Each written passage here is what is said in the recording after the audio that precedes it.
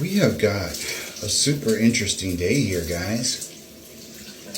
We haven't done a shower thoughts episode in a while, and I was just going to do like another stand-up reading kind of thing, but I needed to think, I needed to plan, I needed to be able to focus. So here we are. We've been looking at patterns, right? We've been looking at the last reading, which was all about us being able to turn back in on ourselves and work on ourselves when things got dicey with masculines, with men, with romantic interests, gender neutral, whatever. But that's the next part of the pattern, I think.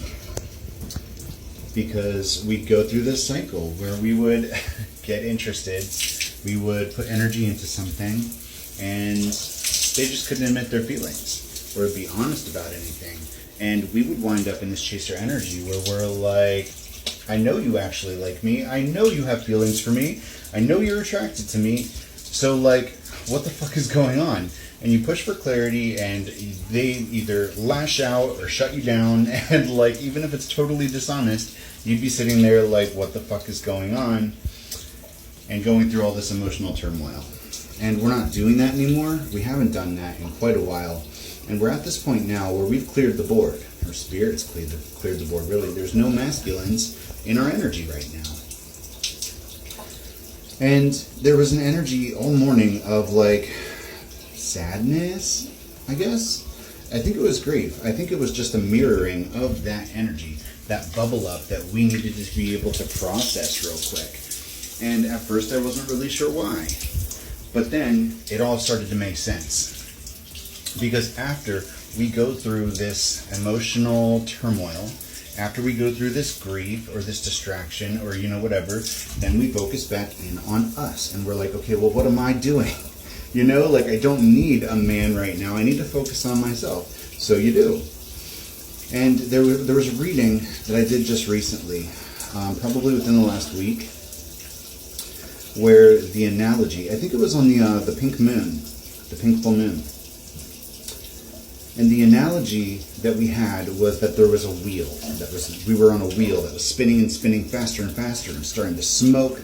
And then it slowly gets lowered back down, and by the new moon, it hits the ground, and it's just like, shoo, like Roadrunner, fucking like light speed, take off. And that's happening. If it hasn't happened for you yet, it will. It's coming. You have to believe that it's coming. But there's been all of this buildup, all of this energy, all of these puzzle pieces moving into place. My favorite line, magnetizing into place, because they are swirling around you, honing in on this location, this goal, this manifestation, this desire. And then they just click, and things just lock in. And I wasn't really sure how the puzzle pieces were moving yet, because I have felt like I've been on this Section 3 review for like 3 goddamn weeks, and I took 2 weeks off. But I spent the last week back on it and doing this Section 3 review, and I've been doing better than I even thought that I would. But it's a process, and this was easily the closest thing to a stone wall I've hit, where I'm just like struggling to get through it. But I'm doing it, you know, I'm getting through it. And I was struggling to juggle all of the things, my workouts and school, if you can call it school. You know, it's like a certification. It's not really school, but it's coursework. And social things. I've been shrinking back from social outings and talking to people and like introverting myself and just like closing up in this little shell. And I've been trying really hard not to do that. So I've been going out of my way to talk to people in the DMs and like just have conversations and making sure that I don't miss trivia and like I'm hanging out with my friends. And I'm, even if it's minimum, even if it's just the bare minimum, I'm doing my coursework. I'm doing my workouts, what I can manage. I'm making sure I'm sore. You know what I mean? And I think the most important part was that during this period of rest, slash stagnation, we did not let it hit stagnation. We stayed on top of it enough. But I think we finally hit the ground. I haven't checked where the moon is, but we hit the ground and hit light speed. Today, I started my CPR AED certification, which is like the defibrillator thing, which you have to have completed before you can actually become a personal trainer. If you don't have CPR AED, then you can't get it. So I've got that. I'm going to be doing that very, very soon. And I bit the bullet, and I bought the Yoga Renew instruction course. I did like the level 500 because my plan is, hear me out, that's like a very, like, you have to be committed to teaching yoga in order to go for that course. But there's the 200 level, which is essentially everything you need to start teaching yoga. All of the instruction, all of the bonus stuff, all of the music options, they go over chakras and like everything. They go over everything you need to know.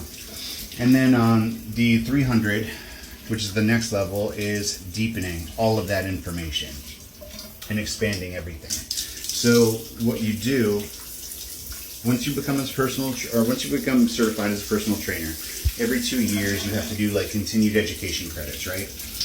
And that's like 1.9. There's a breakdown of how many hours turns into a credit, blah, blah, blah.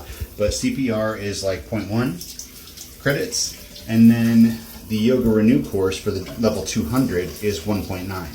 So by doing the Yoga Renew course and the CPR, I will already have the continued education credits to last me the first 2 years. I would just submit those right before my certification expires, and I would be good for another 2 years.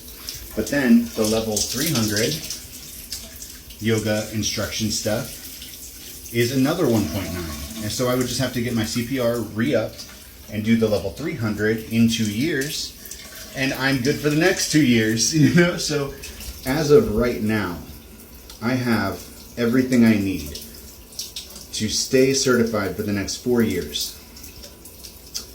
And I'm halfway through my certification course.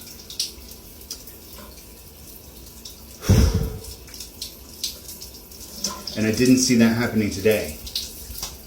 And like the shit doesn't expire, like the NASM does. I have to complete that within a certain amount of time. But the yoga stuff, no deadline. So I literally just already have my next 4 years of education in the back pocket waiting to happen at the right time. And I'm probably going to complete the 200 right after I do NASM.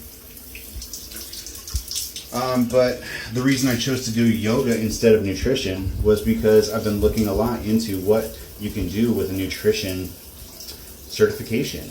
And they advertise it as something that's really useful, and they charge a lot for it. But at the end of the day, they always, always, always say that you are not supposed to give nutritional advice. You are not supposed to be doing meal plans. You are not supposed to be giving them any information that's going to take the place of what a registered dietitian nutritionist would do. Somebody that went to college for however many years to get their registered dietitian certification, a credential, whatever it is.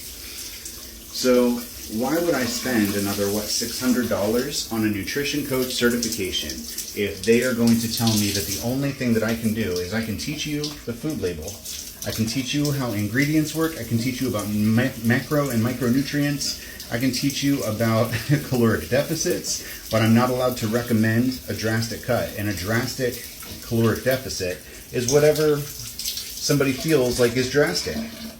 So if anything, I feel like going for a nutrition certification without a college degree is a liability. And it's not going to be beneficial.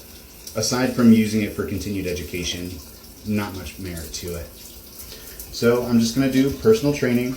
I'm going to do my first 2 years of yoga, or my first yoga course, which is first 2 years, then my second yoga course, which is the next 2 years, and after that I'm thinking I'll head to behavior modification. And like at that point I have developed an entire personal wellness system. I can hit any point that I need to, and I can just finally see everything coming together as it's supposed to, where I can truly do what I'm meant to do and help a person regardless of what their problem is. And I'm so excited.